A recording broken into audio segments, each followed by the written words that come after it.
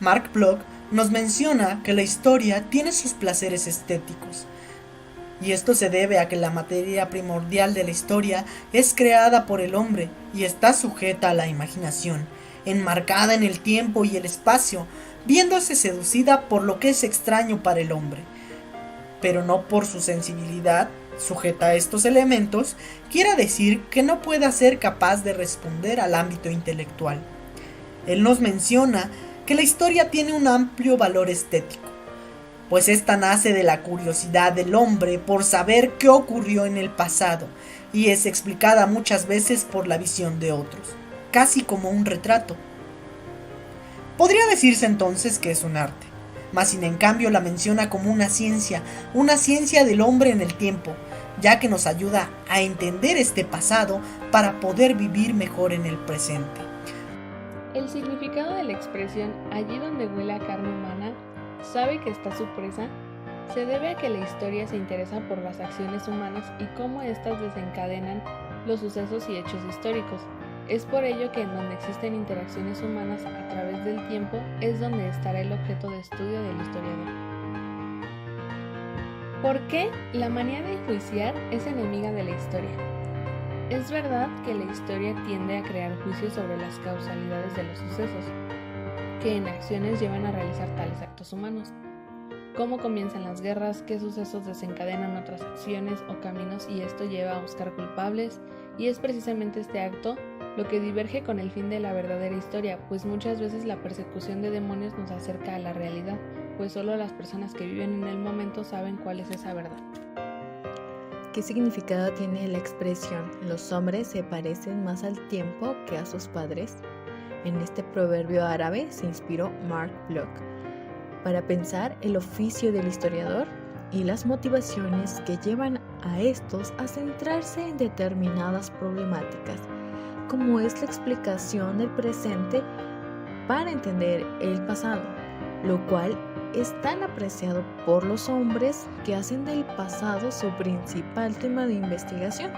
Como hoy vemos una proliferación de publicaciones que epistemológicamente se nutren del presente para realizar el estudio del pasado, pues un fenómeno histórico nunca puede ser explicado en su totalidad.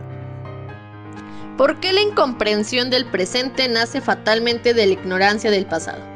Para comenzar, debemos entender que todo lo que pasa en el presente es consecuencia o seguimiento del pasado.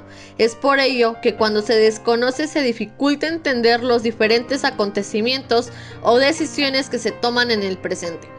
Transportándose a la enseñanza de la historia, podemos decir que es la razón por la que muchos alumnos no identifican ni relacionan su presente con la historia que comúnmente se presenta en los libros de texto, y por lo tanto tampoco le encuentran relación con su futuro. Por lo anterior, podemos decir que es de gran importancia conocer nuestro pasado, por lo que el estudio de la historia ampliará nuestro conocimiento sobre el mismo. Por otro lado, además de conocer y entender nuestro presente, es de gran importancia para no volver a cometer los mismos errores que la antigüedad y a través de ello construir nuestro futuro. ¿Realmente tenemos contacto con el pasado? Pues sí, pero es un contacto indirecto, porque el pasado en sí es un dato inmodificable. Ya pasó, no podemos cambiarlo ni intervenir en él.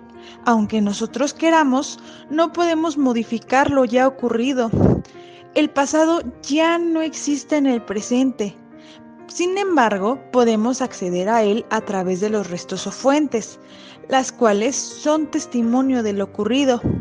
Tenemos contacto con los diversos testimonios, mas no con el pasado en sí. Huellas. Mark Bloch utiliza este término para referirse a aquellas marcas o rastros que ha dejado el ser humano a lo largo del tiempo, y estas se pueden percibir a través de nuestros sentidos. Podemos observarlas, escucharlas, tocarlas e incluso percibirlas con nuestro olfato. En sí, es aquello que evidencia la presencia y modificaciones que ha hecho el hombre en el ambiente, aquello que es testimonio de su presencia e intervención. Pueden ser restos de civilizaciones, leyendas e incluso tradiciones que siguen presentes. El método crítico es aquel que se encarga de estudiar los documentos para no tener ninguna duda o desconfianza sobre ellos. Asimismo, se encarga de dar autenticidad o veracidad a los documentos. El método crítico es capaz de analizar si en el documento existe un dato falso y por lo tanto descubrir la verdad oculta. Para ello, busca los suficientes testigos y lleva a cabo el diálogo. Sin embargo, eso no garantiza que las afirmaciones o lo que está escrito sea verídico, ya que la persona que lleve a cabo la crítica debe confiar en su testigo y por lo tanto en el testimonio. ¿Por qué la impostura altera un documento? Al alterar un documento fidedigno o auténtico sin consentimiento del autor, se considera plagio, lo cual es un delito, pues no se encuentra una fijación en el tiempo. Tanto el documento como el hecho histórico pierden su legalidad y validez ante la sociedad. Las modificaciones en la historia se ven distorsionadas, y estos actos implican el método crítico para descubrir los motivos de la modificación de los documentos. Un ejemplo es la carta de Colón a los Reyes Católicos, la Tierra de Gracia. ¿Qué hubiera sucedido si Colón hubiera redactado cosas distintas a las que observó al llegar a América? ¿Estas modificaciones tendrían consecuencias en la actualidad?